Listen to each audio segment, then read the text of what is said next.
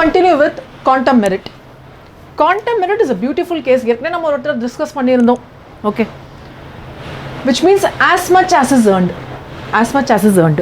Okay. This has a close relationship with quasi contract. Quasi contract na என்னன்னு கட்டமா தெரியும் உங்களுக்கு? Quasi contract na என்னன்னு தெரியும்? Right? This has a close relationship with quasi contract. என்னன்னு பார்க்கலாம்.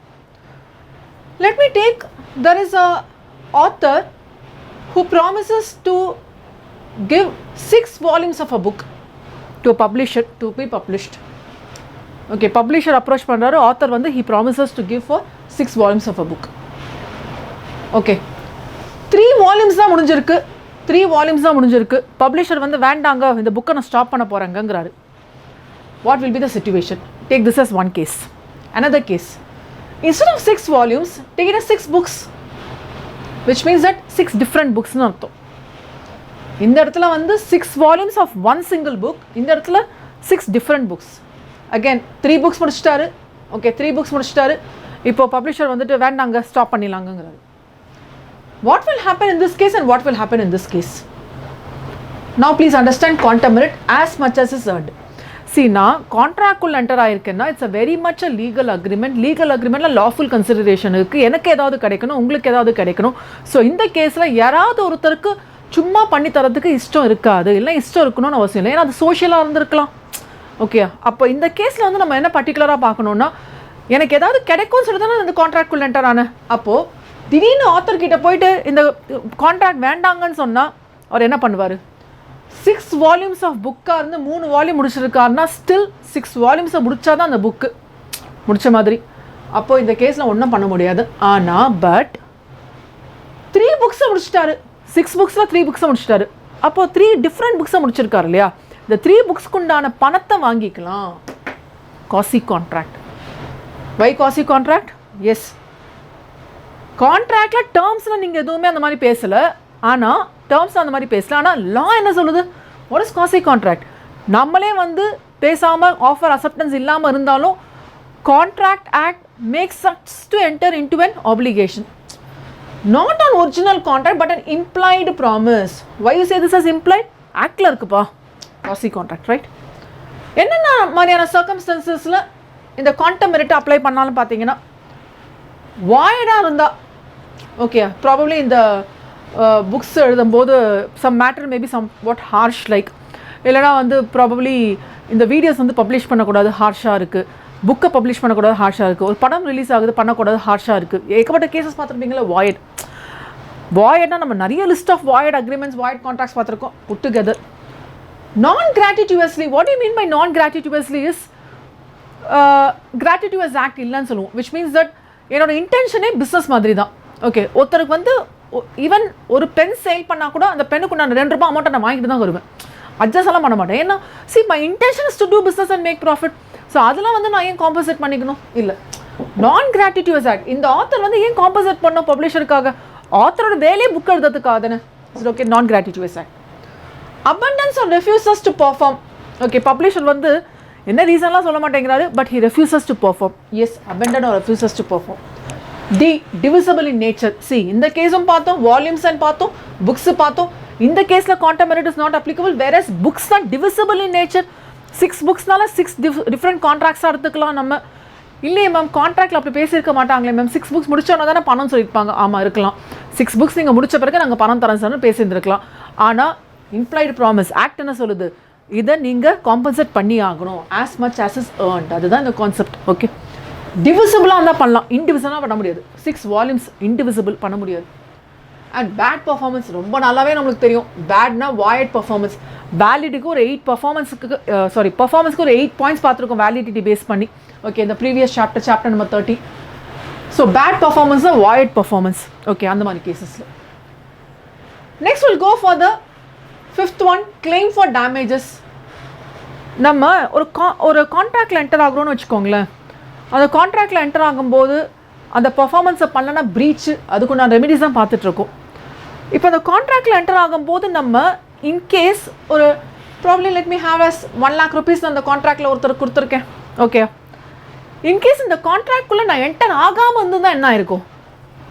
ரொம்ப சிம்பிள் மேம், 1 lakh rupees கொடுத்துருக்க மாட்டேங்க மேம், அதுதான் டேமேஜஸ். இந்த கான்ட்ராக்ட்குள்ளே என்டர் ஆனனால நான் என்ன லூஸ் பண்ணேன், அதை வந்து என்டர் ஆகாமல் இருந்தால் எனக்கே இருந்திருக்கும்ல. That's what you call as damages. Monetary காம்பன்சேஷனாக தருவாங்க, மானிட்டரி காம்பன்சேஷனாக தருவாங்க. அது என்ன மானிட்டரி காம்பன்சேஷன், பணமாக தருவாங்கப்பா, அவ்வளோதான். ஸ்டில் யூஸ்வலாக ஒரு கன்ஃபியூஷன் வரும், டேமேஜஸ்க்கும் காம்பன்சேஷனுக்கும் என்ன டிஃப்ரென்ஸ்? ஓகே, டேமேஜஸ்க்கும் காம்பன்சேஷனுக்கும் என்ன difference? Yes, there's a small difference. Okay, compensation என்ன வேணால் இருக்கலாம். நான் ரைஸ் வாங்க போகிறேன், ரைஸ் பேண்டுன்னு சொல்லிட்டு வீட்டு தரலாம், வீட்டுக்கு பதிலாக ஜோவர் எது வேணாலும் இருக்கலாம். காம்பன்சேஷன். டேமேஜஸ் தான் பணமாக தான் தரணும், டேமேஜஸ் தான் பணமாக தான் தரணும். மானிட்டரி காம்பன்சேஷன் பணத்தால் தான் சரி பண்ண முடியும். And it will be usually awarded by court, it will be usually awarded by court. And this claim for damages is called as doctrine of restitution. What do you mean by doctrine of restitution? அதான் இப்போ பார்த்தோமே. In case அந்த கான்ட்ராக்டில் enter ஆகாமல் இருந்தால் 1 lakh தராமல் வந்திருப்பீங்க. So நார்மலாக எப்படி இருந்திருப்பீங்களோ அந்த மாதிரி இருந்திருப்பீங்க. ரெஸ்டிடியூஷன்னா என்ன சுச்சுவேஷன் முன்னாடி இருந்ததோ அதே சுச்சுவேஷனை உங்களுக்கு கொண்டு வந்து விடுறது. Is it okay? எதுக்காக இது பண்ணுறோன்னா லாஸை வந்து சரி பண்ணுறதுக்காக, to make the loss to, லாஸை சரி பண்ணுறதுக்காக. Is it okay?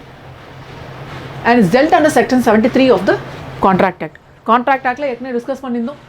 1 to 75 sections வந்து ஜென்ரல் பிரின்சிபல்ஸ் பற்றி தான் பேசுகிறோம். See, we are in section number 73.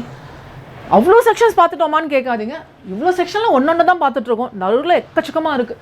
நீங்கள் கன்சிடரேஷன் பற்றி பேசுனீங்களாலே கன்சிடரேஷன் பற்றி எக்கச்சக்கமாக பேசலாம். ஓகே, எல்லாமே டீட்டெயிலாக பேசலாம். நம்மளுக்கு ஒரு சில டாபிக்ஸ் தான் நம்மளுக்கு இந்த லெவலில் கொடுத்துருக்காங்க. And there are some damages. What are the types of damages? Ordinary damage, special damage, vindictive damage, nominal damage. Okay, ordinary டேமேஜ்னா நார்மலாக இந்த கான்ட்ராக்ட் பண்ணும்போது சார் ஒரு 2% டிஃபெக்ட் வரதான் சார் செய்யும்.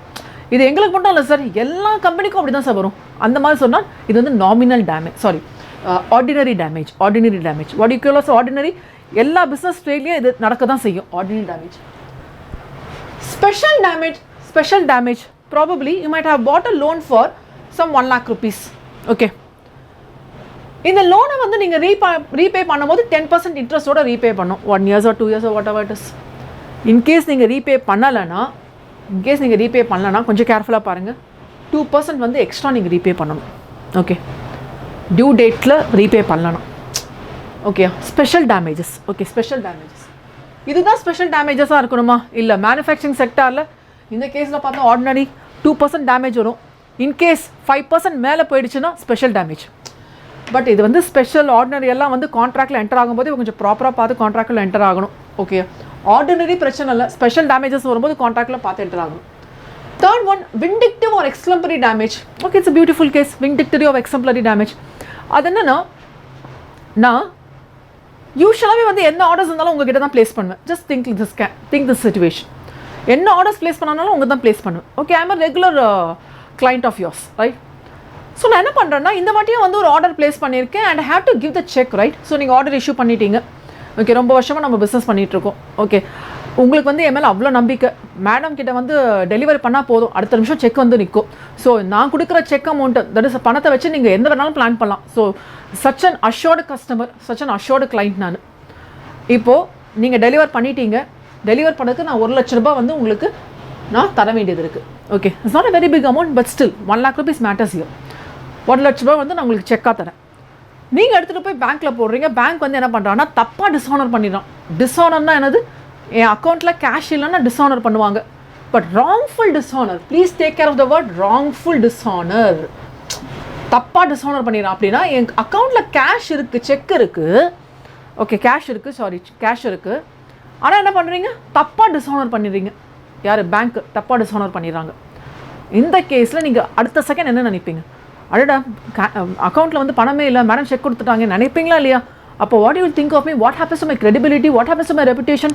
கான். இந்த மாதிரி கேசஸ்க்காக நீங்கள் வந்து என்ன மேடம் பேங்க்கில் கேஷே காணும், உங்களை நம்பி வர இந்த மாதிரி பண்ணிட்டா நீங்கள் ஒரு வார்த்தையை சொல்லிட்டீங்கன்னு வச்சுக்கோங்களேன், it will hurt me a lot. ஏன்னா அவ்வளோ வருஷமாக பிஸ்னஸ் பண்ணிகிட்ருக்கோம், எவ்வளோ நாள் நான் ப்ராம்ப்ட் பேமெண்ட் பண்ணிகிட்ருக்கேன்.